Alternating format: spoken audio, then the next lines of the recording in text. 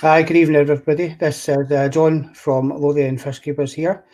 Tonight, again, we're joined by Dave Poole from Fish Science. This evening, we're going to follow on from our last discussion, which was 2 weeks ago now, where we discussed how to identify health issues with your fish. And tonight, what we're going to look at is how to treat those issues with your unhealthy fish. We've got some questions that Dave's proposed that we discuss. These are questions that he's asked all the time when he's out travelling fish shops and, previous to the lockdown, travelling around the aquatic societies. Dave's known for his knowledge within the fish community, and he's always happy to share that knowledge and help us along. So I think we'll just hand it over to Dave now, and we'll get started. So everybody, this is Dave. Yeah, good evening, everyone. Yeah, the idea of this evening's talk was just to try and make sense of how to treat your fish. Sometimes people are really worried about it, and yet the treating of your fish should be something that you know what to do, that you get right, because obviously it matters for the fish. You're treating them because they're not well. So hopefully we'll be able to give you some clues as in terms of what to do and what to feed, what to treat them and when to treat them and how to treat them and how to get the most out of that bottle of remedy, because you can spend a lot of money on a remedy and actually waste it by not having the aquarium ready to take it and make the most of it. So yeah, let's work through the questions, and obviously if anybody's got any additional questions, we'll try and address them. Okay. Well, the first one we've got here is it's quite an obvious one. Is how do we decide what to treat with? Once you've discovered a problem with your fish and you know what it is, where do you go from there? Yeah, I think the key thing here is to make sure that you're treating with the right remedy. If you think of us, if you've got a cough, it's pointless putting suntan lotion on. And likewise, if you're suffering from a rash on your arm, you don't want to be taking cough medicine. So it's important that you treat with the right thing, and particularly with fish, because fish are in the water and you're going to treat the water. If you treat with the wrong thing, you could do two things. One is you could actually harm the fish because they'll already be weakened because they're diseased, and you'll be adding a remedy that won't get rid of that disease but could further weaken the fish. And secondly, you're leaving a bit longer before you start to treat with the right thing. So the important thing is as we said in one of the previous discussions, work out what the problem is. Is it protozoan? Is it a big parasite? Is it a small parasite? Is it fungus? And then probably the best thing to do is to actually speak to your local fish shop, because they will have remedies that will treat that particular disease.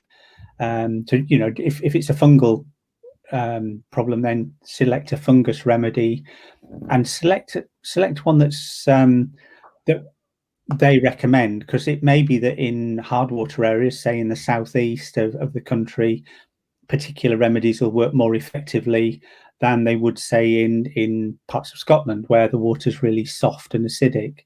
So it's worth actually, just taking their advice on what remedy to use, what brand of remedy to use for your particular area. Okay. I never even thought of taking into account the different parameters in the water when it comes to treatments, but that's really interesting. Yeah, I think in most cases there's very little impact, but there can be certain areas where it just happens that a certain remedy will work more effectively. And obviously, if the shop can just sense check your decision as well. So if you go in for again, we picked on the fungus remedy, they should be saying or asking you, does it look like cotton wool growths on the fish? And if you say no, then they ought to be questioning you on, is it actually a fungus remedy you want, or is there another disease? And they can give you that advice and guide you in the right direction. Okay. Well, the next question that we've got, Dave, is when you're treating the fish, you've discovered a problem, you've decided on the treatment, and now you're going to do the treatment. Is it best to switch off the filter during this process? Yeah, for me, you shouldn't switch off the filter, or not switch off all of the filter. There's certain things that you should do, and one of them is take out any carbon or any chemical filtration from your filter system. Things like activated carbon, zeolite, to a certain extent, they will actively absorb some of the active ingredients in the remedy. So if you have a filter that's got carbon in it, you can add a remedy that's got malachite green or methylene blue or formaldehyde or whatever it may be, and a significant proportion of it will just be taken out by the chemical filter. So you're actually ending up with a remedy that isn't at a concentration high enough to treat the fish, and also you're wasting your chemical filter. You're just sort of loading it up with remedy, and you'll have to change the filter.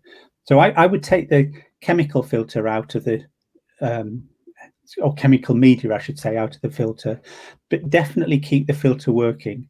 You want to make sure that the water is still biologically filtered, that you're getting rid of organic waste, you're breaking it down through ammonia nitrite to nitrate. You also want to make sure that you've got water movement and aeration, because some of the remedies, again, it's difficult to sort of pinpoint them, but some remedies actually can impact the amount of oxygen that there is in the water. So you need to keep that water movement just to make sure that that's fine and that's not going to further stress the fish. The one area that sometimes, and it perhaps is not as relevant for aquaria, but definitely is for ponds, is ultraviolet clarifiers. So in aquaria, we very often use them to kill parasites. In a pond, they're most often used to control suspended algae. UV light can denature dyes, and a lot of the remedies are based on dyes. So things like methylene blue and malachite green that I've mentioned already, acroflavin, are all dyes. And if you run them over a UV sterilizer, then quite quickly you'll get rid of the active part of the chemical treatment.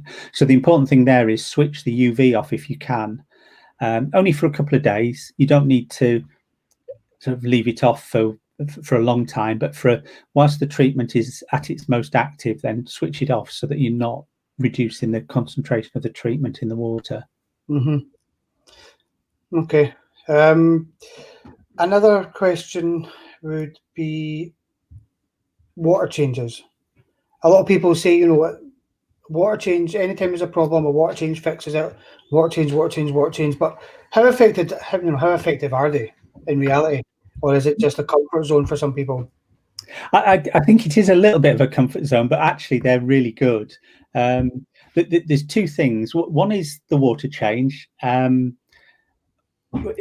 the sort of dim and distant past, when I used to sort of routinely answer queries like this for consumers, when we were actually answering them by phone or by letter rather than by email, one of the things that was you sort of guaranteed more success with the remedy was to recommend a partial water change, a reasonably big partial water change, remove as much debris from the aquarium as you could do, and give the filter a gentle clean. So you're not looking to clean the filter completely, just get rid of the worst of the organic material. Yeah. When you put the water back in, make sure that it's treated with a dechlorinator, and then add the remedy, and then follow the instructions with the remedy, which might be treat once and leave it for a week. It might be treat every day. It may be treat day 1, 3, 5. But whatever the instructions are, follow them. And then when you've finished, do another partial water change just to freshen everything up again. And that used to work in two main ways. One is it may not be, if it's a disease, then the remedy should control it. But it could be that doing the partial water change just freshens up the water, gets rid of a pollutant in the water, so that the fish isn't stressed and is better able to cope with the disease, and you get that dual action against it. Yeah. The other big thing, and it's important, I would suggest doing using a gravel cleaner to take organic material out from the bottom of the tank and from the gravel, and also doing the filter. But organic material can absorb a lot of the active ingredients. So, for argument's sake, you may need 1 milligram per litre. Oh, that's probably excessive, but let's say 1 milligram per 10 gallons of water in the tank. If you've got organic material in there, that could absorb half of it, and you'd end up with 0.5 milligram for 10 gallons, and that may not be enough of the remedy to kill the disease. So it's worth, obviously removing any organic material that you can. Yeah. That would include things like dead leaves as well. If you've got plants with decaying leaves, just take them off. Just give the tank a good tidy up, get rid of the debris, and then hit it with a remedy. Okay. Give it, just give everything the best chance to work, basically. I think so, yeah, because 9 times out of 10, if you know what you're treating, there'll be a remedy that you can use to treat it. But sometimes you're not absolutely sure, and sometimes there can be more than one thing. If the fish is weakened and has a disease, that will further weaken it, and there may be other disease organisms that are affecting it. So treating one disease and improving the water quality might be enough to overcome diseases that you're not actually treating for, just by making the fish healthier. Yeah. Well, what about food when you're in the process of treating a fish? Should you continue to feed your fish, or should your diet change? I would say do whatever you can to keep the fish feeding. So if you're normally feeding them on flake, continue to feed flake. If it's normally granules or live food or frozen food, just continue. When they're unhealthy, it's not the time to experiment with other food. So if you've got them feeding well, just continue with what they'll feed on and eat well.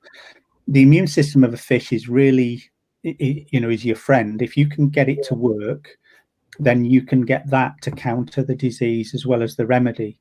And a lack of food, or the fish stopping feeding, is one of the main things that will compromise the immune system. So keep them feeding.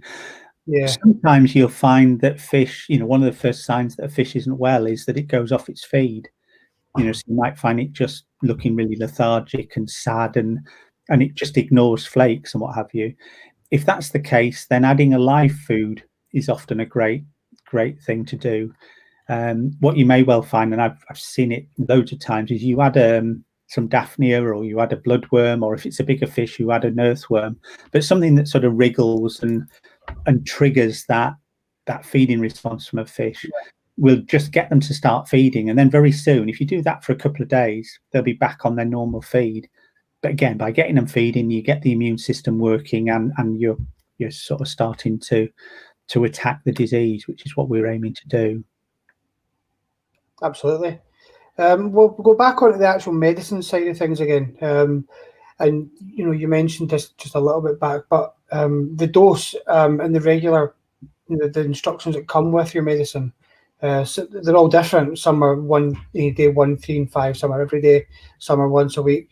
How important is it to get the dosage for your aquarium size and fish size spot on? Is there room for error? Is there, or is it absolutely, critical that you get it exact? There is, yeah. I mean, I would say it's critical. There is some room for error, and I know when I was involved with sort of disease remedies in the past, very often there's probably a factor of 50% or 100% that you could overdose, and it wouldn't adversely affect the fish. But that's only if the fish are in good condition and the conditions in the tank are okay. If you've got unhealthy fish that are, really struggling, then even slightly overdosing can be too much. It's worth sort of mentioning that if you take a remedy, or in fact take any chemical, if you add it to the water, what you're looking for is, you'll find that there's a concentration of that chemical that will kill the parasite, and there'll be another concentration of that remedy, that chemical, that will kill the fish as well. And for it to be a remedy, you want there to be that the concentration it kills the parasite is a lot less than the concentration it kills the fish. And then you aim to get somewhere in between. So you're killing the parasite and the fish is not harmed. And that seems really obvious. If you think of malachite green, there's probably a huge gap between the lethal concentration of a parasite and concentration that would kill a healthy fish. But if you've got a fish that's riddled with white spot, for example, and is really struggling, is in the water conditions have been bad, which has stressed the fish, which has caused the parasite to increase in numbers, that fish is going to be really ropey and really unwell. And the difference between the parasite killing concentration and that will harm the fish might be quite small. So you really do need to follow the instructions and get just over that lethal concentration for the parasite. So I'm kind of dwelling on it a lot, but so many people, and I hate to say it, but it tends to be people that have kept fish for a long time. They'll pick up the bottle of whatever it might be, malachite green, formalin, whatever the remedy and whatever the brand is, and they know a lot about the fish. They'll just kind of pour an amount into the tank. They don't treat accurately, and that can sometimes, very often it works, but there can be a time where just the fish are too stressed, and if you slightly overdose, you kill it. So this, working out the volume of the water, adding the right amount is ideal, but don't add a little bit more for luck. Just get it right and stick to that, and follow the course of treatment. What you'll find is in the early part of the treatment, you normally get the parasites that are easy to treat, but there will be some where the fish's response of producing mucus will have coated the parasite. So the parasite will be under a protective layer of mucus, and the remedy will take longer to get at it. So if you don't, if you treat day 1, 3, and then you think everything looks fine, so you don't treat day 5 and 7, what you'll find is you haven't got some of those parasites, so you haven't overcome the problem, and it will come back. So definitely see out the course of treatment every time. Definitely. What about mixing different remedies that are designed to fix the same problem? Is that something that you hear about? Is it advisable, or what's your thoughts? I would say, I mean, normally what you find is that remedies from the same company can be mixed, but again, follow the instructions. What you've got to be careful of is that you don't have remedies that have got similar ingredients and you're adding more and more of one particular active ingredient and ending up with a concentration that's dangerous for the fish. But the companies will tell you, so if you use a particular brand, read the instructions and it'll say this can be used with so many other products. They'll never recommend another brand, and that's understandable because obviously I used to work for Tetra. We didn't know we knew what was in the Water Life products, we knew what was in the NT Labs products, we knew what was in the Interpet products, but we didn't know if they changed them.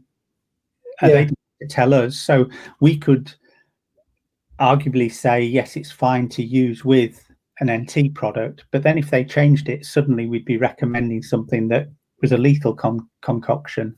So stick with one brand of remedy if you're going to use more than one at the same time. But as a general rule, I'd say don't mix. So don't mix unless you need to. Maybe you're treating fungus and white spot, and you could mix those remedies, but just from the same brand. Right, that makes more sense actually, because the brand itself will know what's going on, and they won't design one that's going to overlap. So no, and also they're not going to recommend something that will kill the fish, because otherwise, market forces will just say that nobody will buy that remedy again. So they're looking at, and in fact, good manufacturing practice is all about making sure that you provide a product that works, and so they're not going to recommend something that doesn't. Yeah, absolutely. Well, what about people that have got shrimp and fish in the same tank?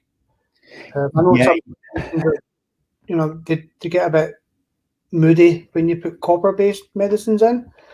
So is that the only issue that can arise, or is there a lot of different ones? You've certainly got to be careful with shrimps in a fish tank and with certain fish species that are more sensitive. So if you've got shrimps in the tank, again, read the instructions and just make sure that it's safe to use in a tank with shrimps. So definitely, as you mentioned, anything with copper in it's not good news for shrimps. So some of the remedies do have that, and you would want to avoid using those in a tank where you've got a mixture. some of the species that are either scaleless or have very small scales are also quite sensitive. So things like clown loach sometimes don't like certain remedies. So I know clown loach are particularly susceptible to white spot, but if you treat with the really powerful white spot treatments, it can kill the clown loach. So you've got to actually go for a gentler remedy that you add over a 7-day period. They tend to be safer for these more sensitive fish. Okay. In a garden pond, you've got things like golden orth. They're very, very sensitive. So if you've got a garden pond and you've got koi, goldfish and orth in it, you've got to think about the orth every time, because if you use a really strong remedy and you slightly overdosed, you'd lose the orth quite quickly. And the koi and goldfish normally can survive a lot more adverse conditions. Mm-hmm. So it'll be in the instructions again. If a company if you use a reputable company and they obviously want to make sure that the remedy works, they're not going to say use it in a tank with shrimps if it's something that's going to kill the shrimps. So totally. Be aware of it and read the instructions. And again, ask your local shop. They'll have experience of it. So, back to a comment we made right at the start. If you go in and tell them what the problem is, say you're looking for a remedy that will not harm shrimps or clown loach or orth or whatever it might be, then they can recommend something. Okay. Well, if you've got fish and shrimp again in the same tank, is it advisable to, if you have an ill fish, to remove that and put it in like a quarantine tank? Would that be a good option to have available if you wanted to treat a fish, or even if it's just a mixture of fish? Some fish are more sensitive than others, but you want to use this really strong medicine on a particular fish. Is it best to remove that fish altogether and treat it in quarantine, or is there other benefits to a quarantine tank? Yeah, I don't think there's a fixed answer to this one, but I would say 9 times out of 10, probably more than that, I would treat the whole tank, because if you're treating for something like white spot or gill flukes or any of the more common parasites, they're going to probably be on all the fish. Mm-hmm. Therefore, you want to treat the whole tank to make sure you get all the fish, the parasites on all the fish in the tank. If it is things like white spot and some of the protozoans, there'll also be life cycle stages that are off the fish and that are just in the gravel or in the water or on the plants. So again, you need to get those to have an effective cure. The downside of removing, a fish that's particularly badly affected by white spot, putting it into a quarantine tank and treating it, is you might be able to treat that fish, but when you put it back into the tank, there's still going to be white spot present in the tank, and that fish may well just get it again and you lose it. Having said all of that, if the problem is down to one particular fish being very stressed, so it might be a cichlid that's been bullied by other cichlids, and because of that it's stressed and it's therefore susceptible to fungal infection, and because of physical damage then a secondary fungal infection, in that sort of situation it's worth moving the fish to a separate tank where it can just be quiet. It's not going to get knocked around. You can treat it effectively, you can get it back to health and in a state of health where it can actually stand up for itself in the main tank. Okay. But the infectious diseases, generally, wherever possible, treat the tank to get rid of it, get rid of every life cycle stage. Yeah. So what things can you do then to prevent, once you've fixed the problem, to prevent that coming back? Alex Carlos just put up a question there that's quite relevant to this final question of ours. And he's asking why not just use a UV to control unwanted pathogens. So yeah, they work well.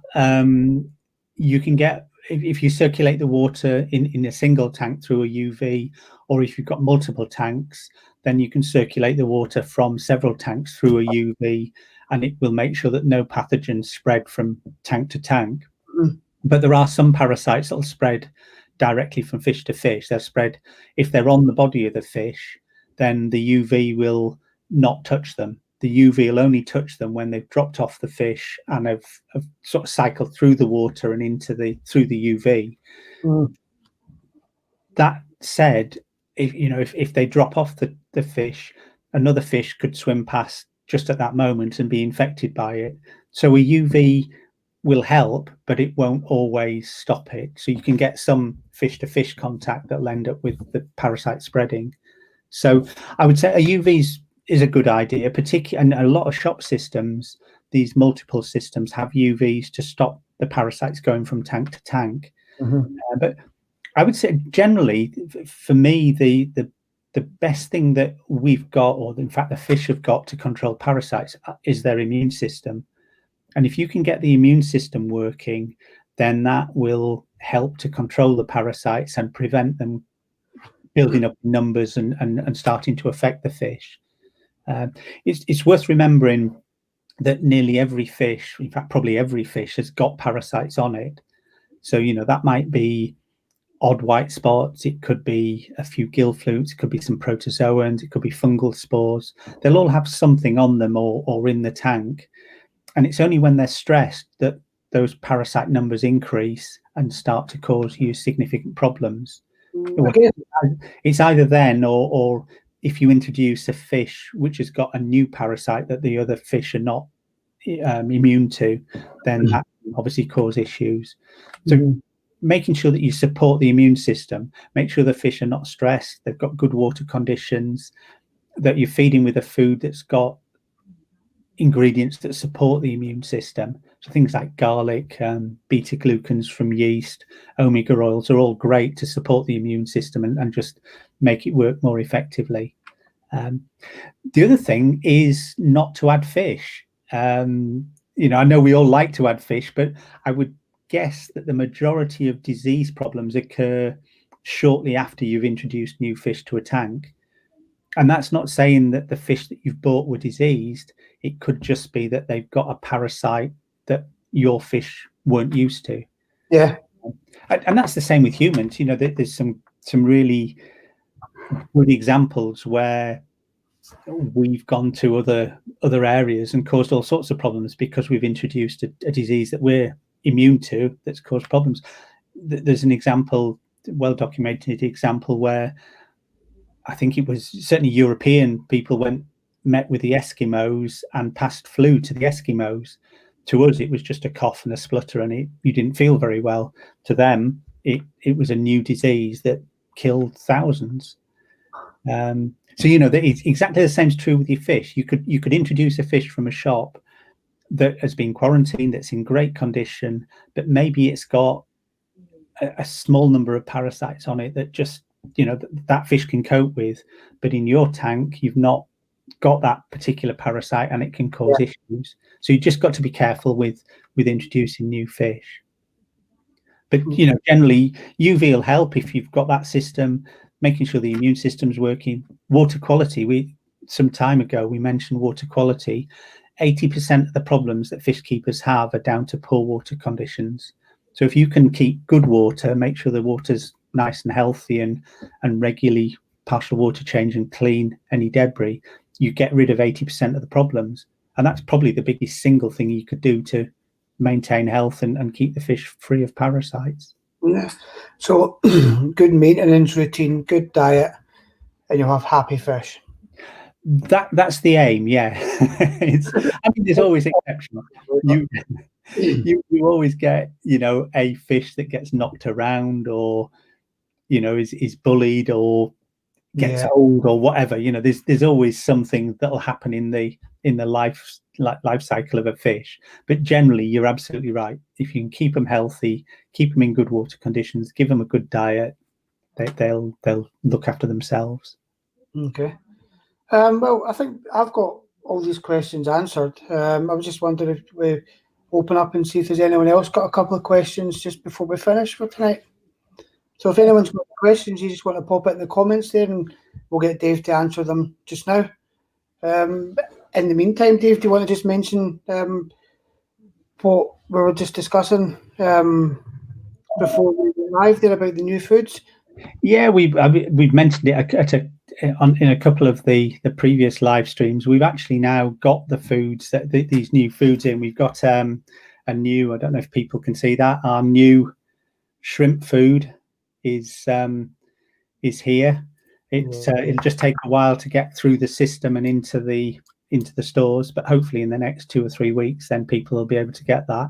This is a nice sinking stick food. It's little 4mm sticks that are about 1 millimeter thick, so they'll sink to the bottom, and the shrimps can eat them. And then for the slightly larger fish, we've got our Cichlid floating pellets, again, which come in a 250 ml and 1,000 ml pack. They're a worm and insect meal and herring meal based food, so slightly higher on the animal protein side, which some of the slightly larger South American and in fact other tropical fish would thrive on. So it's certainly both of those foods. We've done quite a lot of trials with people, and the feedback's been really good. So hopefully we'll be able to get them out to the shops in the next 2 or 3 weeks, and people will be able to try them. And we'll be doing some giveaways so people can win them and have a go as well. Good stuff. Well, it looks like everybody's got really healthy. That's good news. Just now, Dave. So, unless anyone's got any last-minute questions that they want to just ask, I'm just going to say it's been a pleasure having you again this evening, Dave. Thank you. I look forward to our next chat, which it won't be next week. It'll be the following week. Is that right? The following week. Yeah, that's perfect. Okay. So, thanks for joining us, everybody. And Dave, thanks for joining us again. And we will speak again very soon. It's a pleasure. Good to see you. You Good too. night, everyone. Good night. Bye. Bye.